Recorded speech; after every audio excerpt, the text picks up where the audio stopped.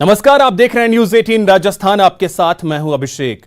महारो राजस्थान में बात करेंगे बीजेपी की, जहां बताएंगे आपको रीट पर बीजेपी का प्रदर्शन कितना असरदार रहा। साथ ही बात होगी सीएम गहलोत की, जिन्होंने कृषि बजट पर किसानों की राय की ही अहम मानी है।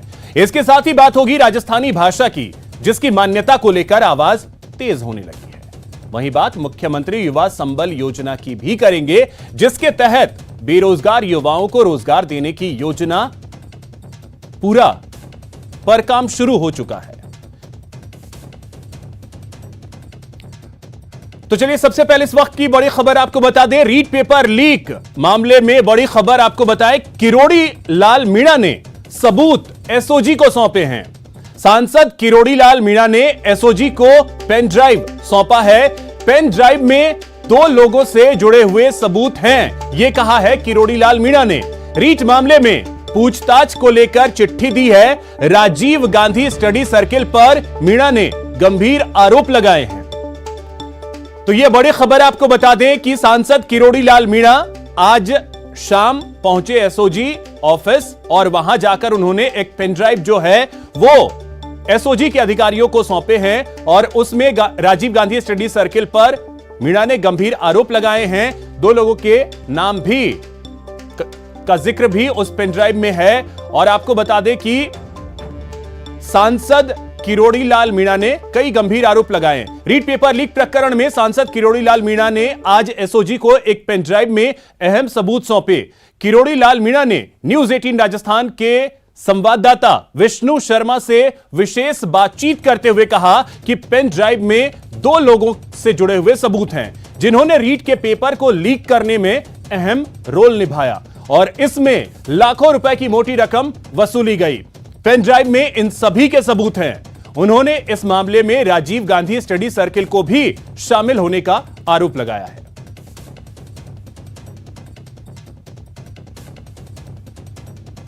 रीट पेपर लीक मामले में सांसद किरोड़ी लाल मीणा आज एसओजी के दफ्तर पहुंचे। हम उनसे बात करेंगे और जानेंगे सर क्या सबूत आपने सौंपे हैं एसीबी के? मैंने एक सबूत तो राजीव गांधी स्टडी सर्कल का सौंपा है।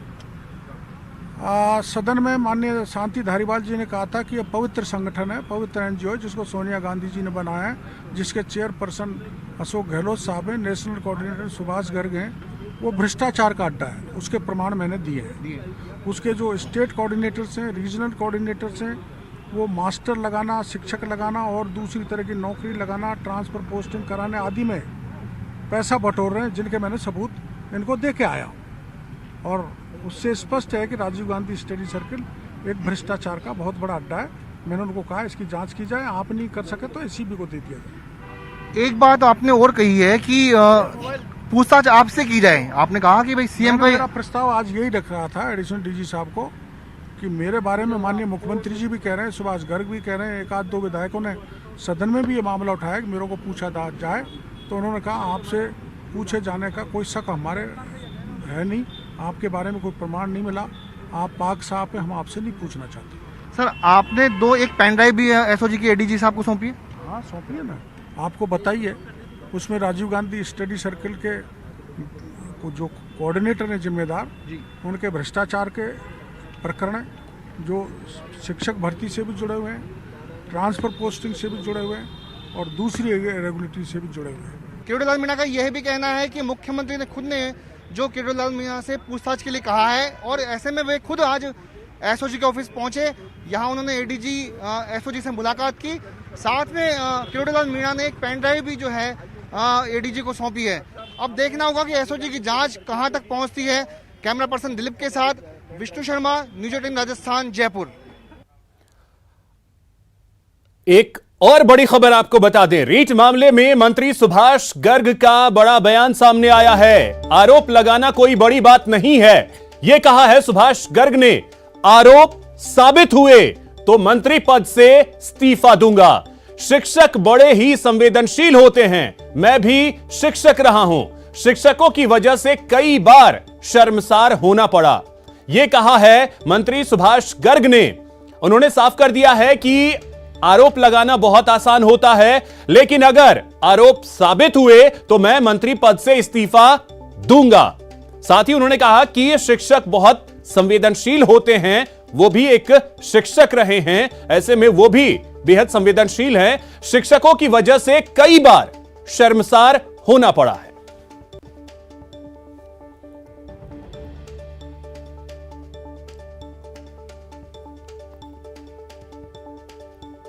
तो रीट मामले को लेकर अब आरोप प्रत्यारोप जो है वो सामने है और आपको बता दें कि जो नाम सामने लिया जा रहा है विपक्ष की तरफ से, खास करके सांसद किरोड़ी लाल मीणा की तरफ से मंत्री सुभाष गर्ग का नाम लिया जा रहा है। अब इस पर अपनी प्रतिक्रिया दी है मंत्री सुभाष गर्ग ने। उन्होंने साफ कहा है कि आरोप लगाना बहुत आसान होता है, किसी पे भी आरोप लगाए जा सकते हैं, लेकिन अगर आरोप मुझ पर सिद्ध होता है, अगर यह साबित होता है आरोप, तो फिर मैं मंत्री पद से इस्तीफा दूंगा।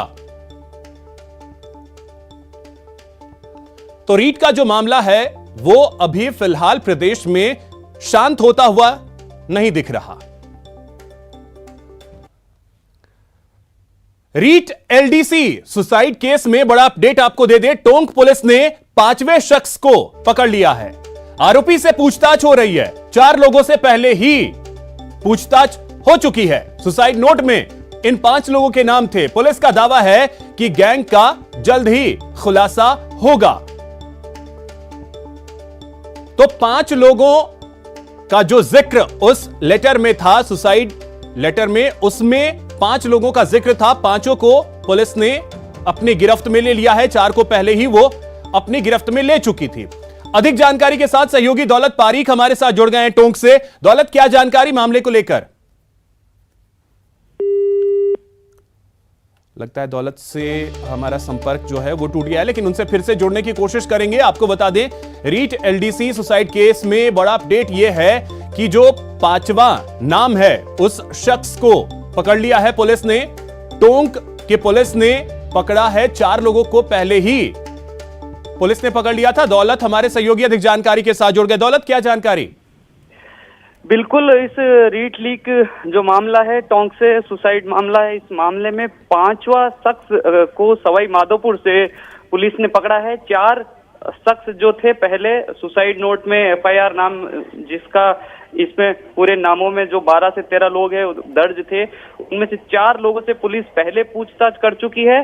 5वां शख्स जिसका नाम सुसाइड नोट में दर्ज है, एफआईआर में दर्ज है, उसको सवाई माधोपुर से पुलिस ने पकड़ा है। और पूरे मामले में पेपर दिलाने का झांसा देने की जो बात है, पूरे इस अभी तक पूछताछ में पुलिस के सामने आई है। पुलिस का ये कहना है कि एक बड़ी गैंग है, इस गैंग का जल्द खुलासा किया जाएगा।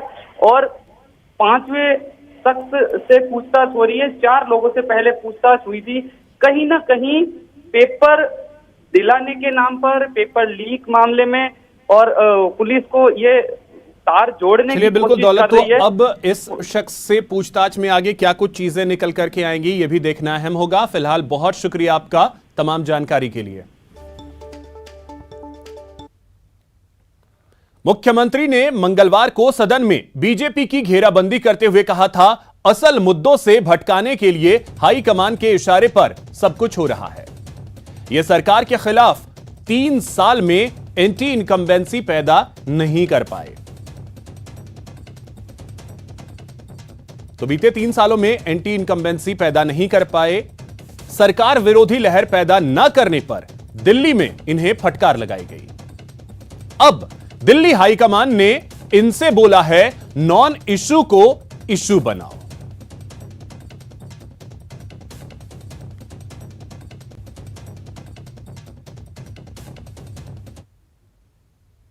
इनके हाईकमांड के इशारे पे सब कुछ हो रहा है।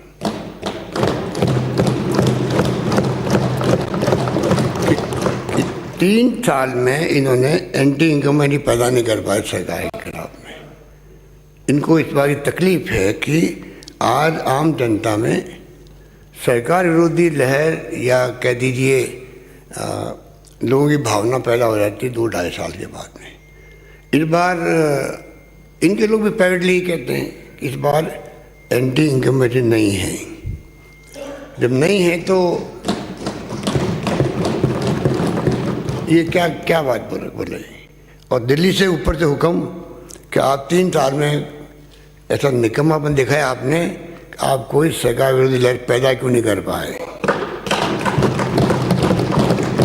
इसलिए उन्होंने अध्यक्ष महोदय इन सबको कह रखा है, इश्यू है या नहीं है, नॉन इश्यू को इश्यू बनाओ, नॉन इश्यू को इश्यू बनाओ और किसी ढंग से जनता की निगाह में सरकार को बदनाम करो। और झूठे बदनाम करने में तो ये लोग माहिर हैं, इनकी पार्टी माहिर है, इनके नेता माहिर हैं।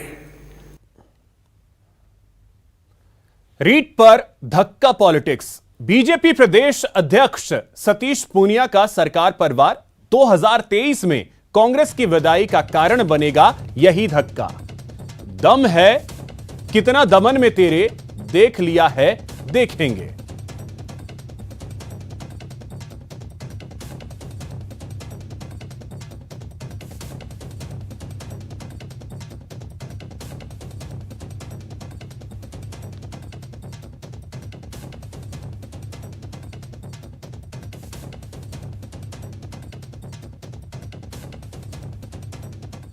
चलती है तो ये बात समझ में आती है कि सरकार किसी भी आंदोलन को दमन से दबाना चाहती है और आंदोलन कभी दमन से दबते नहीं है।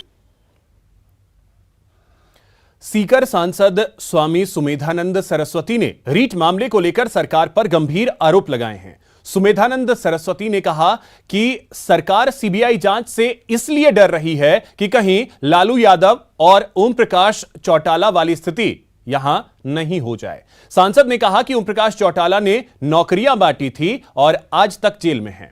यहां भी बड़े लोगों के फंसने का डर है, इसलिए सीबीआई जांच नहीं हो रही है। पार्टी ने जिस दिन से रीट की परीक्षा हुई तो माननीय निवर्तमान शिक्षा मंत्री जी ने कहा था कि रीट महोत्सव है, लेकिन उसके विपरीत हो गया कि वो महोत्सव तो भ्रष्टाचार करने वालों के लिए हो गया।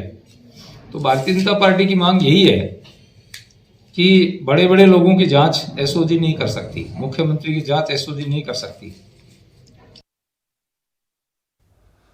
राजस्व मंत्री रामलाल जाट ने रीट परीक्षा पर कहा कि आंदोलन करना सभी का अधिकार है, लेकिन भाजपा इस मामले में सिर्फ राजनीति कर रही है। सीकर के श्री माधोपुर पहुंचे राजस्व मंत्री ने कहा कि 3 साल में भाजपा को कोई मुद्दा ही नहीं मिला, अब सिर्फ युवाओं की नौकरी रोकने के लिए आंदोलन कर रहे हैं। उन्होंने कहा कि एसओजी पूरे मामले में निष्पक्षता से जांच कर रही है। अब तक की सबसे सही जांच इसी मामले में हुई है।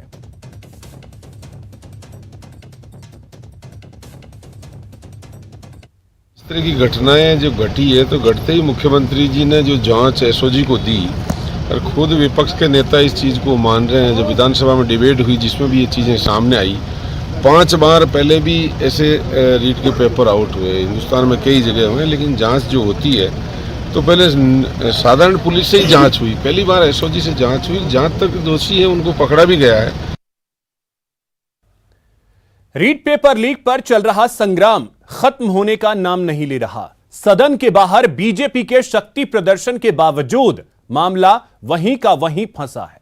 बीजेपी को एसओजी जांच को लेकर परेशानी है तो कांग्रेस सीबीआई जांच के लिए तैयार नहीं दिखती। निशाने पर हैं प्रदेश के युवा बेरोजगार, लेकिन सियासत का भ्रम ऐसा कि कौन है बेरोजगारों के साथ कहना मुश्किल है।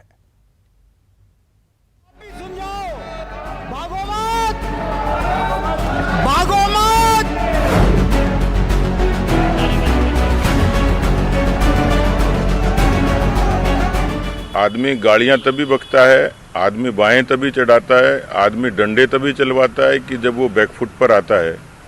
और इसलिए सरकार नैतिक रूप से आधी तो कमजोर हो चुकी है, अभी सिर्फ फेस सेविंग कर रही है, लीपा पोती कर रही है। आप देखिए कल का फ्लॉप शो, बुलाए 1,50,000 तक का वादा कर रहे थे और 2,000 लोग इकट्ठे नहीं हो पाए, तो आप समझ सकते हो कि जनता इनके साथ में नहीं है। जो बेरोजगार नौकरी चाहते हैं प्रदेश में, वो सरकार के साथ में है, इनके साथ में नहीं है। रीट को लेकर हंगामेदार मंगलवार बीतने के बाद सियासत में थोड़ी शांति तो दिख रही है, लेकिन एक दूसरे पर वार और पलटवार जारी है। बीजेपी का दावा है कि उनके प्रदर्शन से सरकार को अपने कदम पीछे खींचने पड़े हैं, तो कांग्रेस कहती है कि जिन बेरोजगारों के लिए बीजेपी इंसाफ का जंग लड़ने का दावा करती है, उनको भी बीजेपी पर भरोसा नहीं है। मंगलवार को विधानसभा घेराव के दौरान चोटिल हुए बीजेपी के प्रदेश अध्यक्ष सतीश पूनिया आरोप लगाते हैं कि सरकार एसओजी जांच के बहाने सबसे बड़े परीक्षा घोटाले पर पर्दा डालना चाहती है। आप एसओजी का राग गा रहे हो। एसओजी आपसे पूछताछ कर सकता है क्या? एसओजी मंत्री से पूछताछ कर सकता है क्या, जिसमें सीधे सीधे मंत्रियों के नाम आ रहे हैं? उस राजीव गांधी स्टडी सर्किल का नाम आ रहा है, वो प्रूव है। इन बातों का आपके पास कोई जवाब नहीं है कि शिक्षा संकुल में पेपर क्यों रखे गए, आपने राजीव गांधी स्टडी सर्किल से जुड़े हुए उन लोगों को कोऑर्डिनेटर क्यों बनाया। वहीं लड़ाई इस बात की भी है कि प्रदेश के युवा बेरोजगारों की हितैषी कौन पार्टी है। बीजेपी कहती है कि सीबीआई जांच के ऐलान तक आंदोलन चलता रहेगा, तो कांग्रेस का पलटवार है कि बीजेपी बेरोजगारों की नौकरी में अड़चन डालने की साजिश कर रही है। कभी जनसंपर्क के जरिए चलेगा, कभी सोशल मीडिया पे चलेगा, कभी किसी और नजरिए से चलेगा। तो बेरोजगारी को लेके, रीट को लेके हमारा आंदोलन चलेगा। जो मुद्दा नहीं होके भी उसको मुद्दा बना करके जिस प्रकार का षड्यंत्र उन बेरोजगारों को नौकरी देने नहीं देने का जो किया जा रहा है, मैं समझता हूँ ये इनका जो कृत्य है वो निंदनीय है। बहरहाल सड़क पर बीजेपी के प्रदर्शन के साथ ही रीट पेपर लीक पर 5 दिनों तक विधानसभा में जमकर हंगामा हुआ। 2 घंटे की चर्चा के बाद भी सुलह की राह दिखाई नहीं दे रही।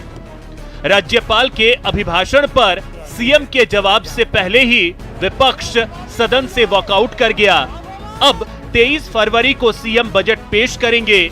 ऐसे में लगता नहीं कि रीट से शुरू हुआ हंगामे का दौर अभी थमने वाला है। Babulal धायल, news 18 network, Jaipur.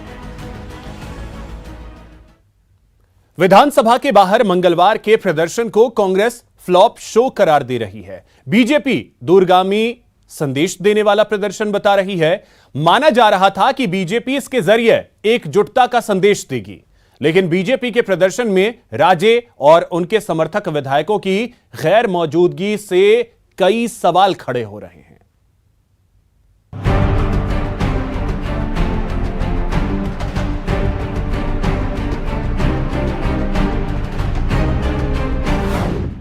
BJP का विरोध दमदार, कितना असरदार। आदमी गाड़ियां तभी बकता है, आदमी बाहें तभी चढ़ाता है, आदमी डंडे तभी चलवाता है कि जब वो बैकफुट पर आता है। और इसलिए सरकार नैतिक रूप से आधी तो कमजोर हो चुकी है। बीजेपी के सफल आंदोलन के दावे को कांग्रेस ने किया खारिज। ये पहली बार देखा इस तरीके का, और सिर्फ किस लिए देखा कि उनके 1000 आदमी भी इकट्ठे नहीं हुए, जहां 50,000 आदमी इकट्ठे करने का बाद जो है दावा करते थे। एक अरसे बाद बीजेपी सड़क पर उतरी। रीट पेपर लीक को लेकर बीजेपी के विधानसभा घेराव पर सियासी चर्चा हो रही है। कोरोना काल के दरमियान बीजेपी का यह सबसे बड़ा प्रदर्शन था, लेकिन सवाल ये पूछे जा रहे हैं कि क्या बीजेपी का यह प्रदर्शन वाकई दमदार रहा। कांग्रेस इसे फ्लॉप शो बता रही है, तो बीजेपी कहती है कि इस प्रदर्शन से सरकार परेशान हो उठी है। हालांकि माना जा रहा है कि इस प्रदर्शन के जरिए बीजेपी ने एकजुटता का संदेश भी दिया, लेकिन बीजेपी के प्रदर्शन में वसुंधरा की गैर मौजूदगी की भी चर्चा है। लेकिन सतीश पूनिया इसे सियासत से परे घटना बताते हैं। देखिए, किसी के अनुपस्थिति का सियासी कारण नहीं होता है, उनके व्यक्तिगत पारिवारिक कुछ भी कारण हो सकते हैं। विधानसभा के अंदर भी जब रीट पर बीजेपी हमलावर रही, तब इसमें वसुंधरा राजे या उनके समर्थक कई विधायकों की इसमें भूमिका कम देखी गई। इस प्रदर्शन में भी वसुंधरा राजे समेत 4 विधायक गैर हाजिर रहे, लेकिन प्रदेश अध्यक्ष पूनिया इसे बड़ा मुद्दा नहीं मानते। उससे ये कहीं भी नहीं है कि पार्टी कहीं विभाजित है। ये तो कांग्रेस पार्टी ही भ्रम फैलाती है, क्योंकि वो डिवाइडेड है। हमारे यहाँ तो हम आलाकमान के अनुपालना करते हैं, हम पार्टी के झंडे का सम्मान करते हैं, पार्टी के संविधान का सम्मान करते हैं और एक जाजम पर बैठकर फैसला करते हैं। वो अच्छा है, भला है, बुरा है, वो हम कार्यकर्ता और जनता पर छोड़ते हैं। अब ये तो है बीजेपी की अंदरूनी सियासत, लेकिन सवाल है कि क्या बीजेपी वाकई इस प्रदर्शन से मजबूत हुई है? अब सदन में बीजेपी मुखर होकर उठाएगी मुद्दा।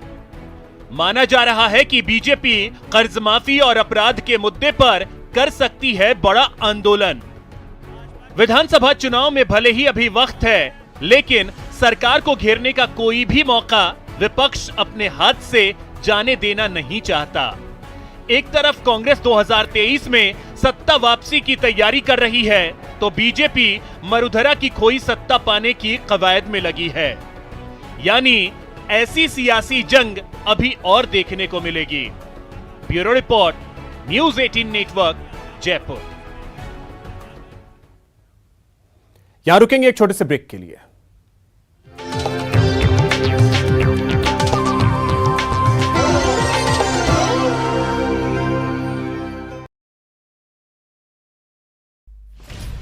स्वर्ण नगरी में कलाकारों का संगम, सुनार दुर्ग से निकली भव्य शोभा यात्रा। कला, संस्कृति और धरोहर की धरती जैसलमेर और विदेशी सैलानियों की यहाँ पर आवक। ये देखिए किस तरह से विदेशी सैलानी जो है वो यहाँ पर लुत्फ उठाते हुए नजर आ रहे हैं। आप देख सकते हैं कि मरु महोत्सव की ये शोभा यात्रा का भंगम दृश्य, जिसमें यहाँ कला और संस्कृति के अनूठे संगम के बीच राजस्थान की और महाराष्ट्र, गुजरात, अन्य प्रदेशों की कला के बीच ये टूरिस्ट जो है वो लुत्फ उठाते हुए नजर आ रहे हैं। मरु महोत्सव का आगाज कलेक्टर डॉक्टर प्रतिभा सिंह समेत कई जनप्रतिनिधियों और प्रशासनिक अधिकारियों ने हरी झंडी दिखाकर किया। मैं देख रही हूँ कि देशी विदेशी सैलानियों ने शिरकत की है। अभी फ्रांस के टूरिस्ट आई हुई थी, वो यहीं पर ही हमारे साथ बैठे हुए थे। जब शोभा यात्रा भी निकल रही थी, उस दौरान भी बोस्निया की टूरिस्ट आई हुई हैं। तो ये दो तो वो हैं जिनसे हम लोग व्यक्तिगत मिल लिए हैं। उसके अतिरिक्त बहुत सारे देशों के और भी लोग यहाँ पर उपस्थित हैं। इन सबके बीच सीमा सुरक्षा बल के अनुशासित बैंड ने भी लोगों को खासा आकर्षित किया। पर्यटन का महाकुंभ कहे जाने वाले इस मरु महोत्सव को लेकर स्वर्ण नगरी जैसलमेर की छटा पर्यटन रंगों में सराबोर नजर आई। And a privilege, you know, I came all the way from Brazil, and then when I heard about Pespo, I was like, I gotta go there. And as I'm mesmerized, you know, pretty nice. कई पर्यटकों में काफी उत्साह देखने को मिल रहा है। देशी विदेशी पर्यटक जो है वो जैसलमेर पहुंचे हैं। हमारे साथ कुछ स्थानीय लोग हैं। किस तरह का उत्साह जो है वो देखने को मिल रहा है, विदेशी टूरिस्ट भी देखने को मिल रहा है। बिल्कुल, जैसा कि आप देख रहे हैं, 2 साल कोरोना की महामारी के कारण यहाँ का टूरिज्म काफी इफेक्ट हुआ था, बहुत नुकसान पहुंचा था यहाँ के टूरिज्म को। तो अब आप देख सकते हैं कि किस उत्साह और उमंग के साथ में लोग अपने घरों से बाहर निकले हैं। कहीं जो है वो देशी और विदेशी पर्यटकों के बीच ये गाड़ी वाले मिस्टर डेजर्ट प्रतिभागी अपनी विशेष आकर्षण फैला रहे हैं। अंतर्राष्ट्रीय कलाकारों के साथ राजस्थानी लोक नृत्य और इन सबके बीच सीमा सुरक्षा बल के अनुशासित बैंड ने भी लोगों को खासा आकर्षित किया। पर्यटन का महाकुंभ कहे जाने वाले इस मरु महोत्सव को लेकर स्वर्ण नगरी जैसलमेर की छटा पर्यटन रंगों में सराबोर नजर आ रही है। शहीद पूनम सिंह स्टेडियम में आयोजित विभिन्न प्रतिस्पर्धियां दर्शकों के लिए आकर्षण का केंद्र रही। महोत्सव में आकर्षण का केंद्र रही मिस मूमल और मिस्टर डिजर्ट प्रतियोगिता। पाली के तरुण शर्मा ने मिस्टर डिजर्ट 2022 चुने गए। मैंने जन्म लिया है और ये मरुश्री 2022 का अवार्ड मैंने पाया है। मिस मूमल प्रतियोगिता में 8 प्रतिभागियों ने भाग लिया। जैसलमेर की पायल मिस मूमल 2022 चुनी गई। मैंने एटलीस्ट सर 1 या 2 महीना मुझे लग गया हर चीज को प्रिपेयर करने में, अपना प्रेजेंटेशन देने में, इवन मेकअप लुक। और मैं डॉक्टर गीतांजलि मैम को बहुत बहुत थैंक यू बोलूंगी, जस्ट बिकॉज ऑफ मैंने उन पे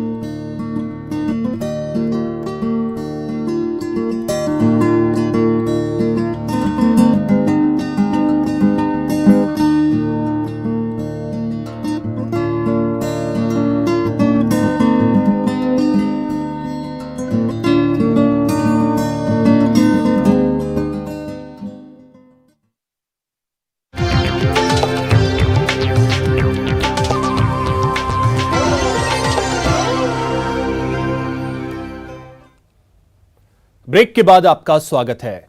किसान बजट पर मुख्यमंत्री अशोक गहलोत बोले, किसानों की राय के बाद ही बजट आएगा। मुख्यमंत्री अशोक गहलोत ने कहा, कैसे होगी दोगुनी आमदनी, सरकार इसकी पहल कर रही है। जिसके बारे में कई तरह के चर्चाएं तो शुरू से होती रहती है कि अन्नदाता में रहे किसान, बगैर खेती के कोई देश प्रगति नहीं कर सकता, सब बातें करते हैं। तो उसमें आ गया कि एक तरफ तो प्रधानमंत्री जी ने कहा हम 22 तक किसानों की आमदनी दुगनी कर देंगे, और अभी तक शायद वो पूरी तरह उनको कामयाबी हो गए। हम लोग भी चाहेंगे कि आमदनी कैसे बढ़े, कैसे मजबूत हो किसान, और इसीलिए सरकार ने कई योजनाएं लगातार लागू की जा रही है। इसमें आप लोग तो भागीदार रहते हैं, क्योंकि आप तो यहाँ विभाग में काम भी करते हैं। अभी हमने पहली बार किसानों के लिए अलग बजट पेश करने का और उसी में हम लोग तैयारी में लगे हुए हैं। 23 तारीख को मैं उम्मीद करता हूँ कि आप लोगों को लगेगा कि एक पहला प्रयास अच्छा शुरुआत हो रही है, कुछ कमी भी रह सकती है उसके अंदर। प्रदेश में एक बार फिर राजस्थानी भाषा को राजभाषा घोषित करने की मांग जोर पकड़ने लगी है। इसे लेकर बीजेपी गहलोत सरकार के पाले में गेंद डाल रही है तो कांग्रेस केंद्र के पाले में। पूर्व मुख्यमंत्री वसुंधरा राजे और विधायक बलवान पूनिया ने मुख्यमंत्री अशोक गहलोत को पत्र लिखकर राजस्थानी भाषा को राजभाषा का दर्जा देने की मांग की है। तो कांग्रेस ने कहा है कि वो भी राजस्थानी भाषा को मान्यता देने के पक्ष में है। पीसीसी चीफ गोविंद सिंह डोटासरा का कहना है कि हमने प्रस्ताव पारित करके भी केंद्र को भेजा है, ये केंद्र सरकार का विषय है। साथ ही केंद्र के पाले में गेंद डालते हुए सवाल भी पूछा है कि आखिर केंद्र सरकार राजस्थानी भाषा को मान्यता क्यों नहीं दे रही।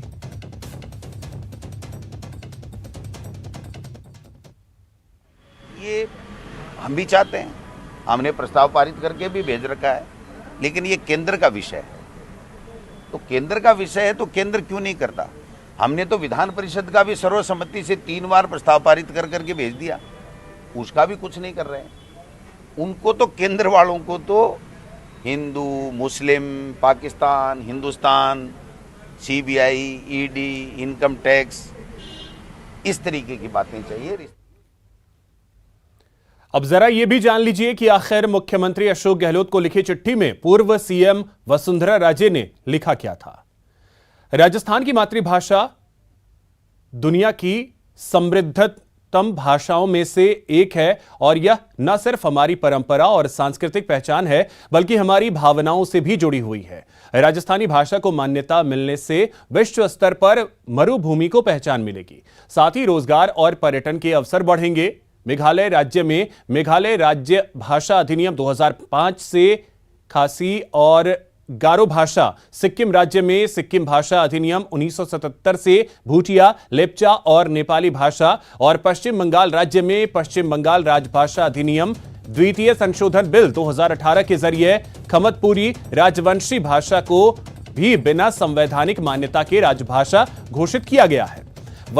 इन्होंने पूर्व सीएम वसुंधरा राजे ने चिट्ठी में ये बातें लिखी हैं।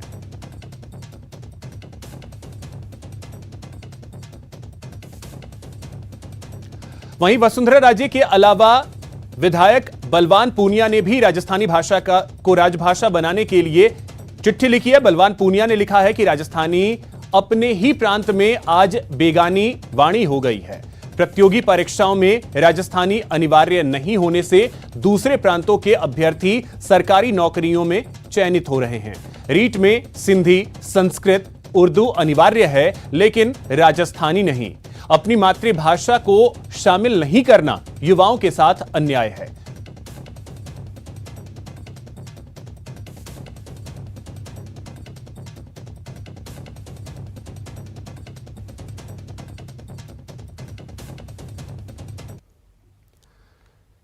नागौर में कांग्रेस का प्रशिक्षण शिविर लगेगा।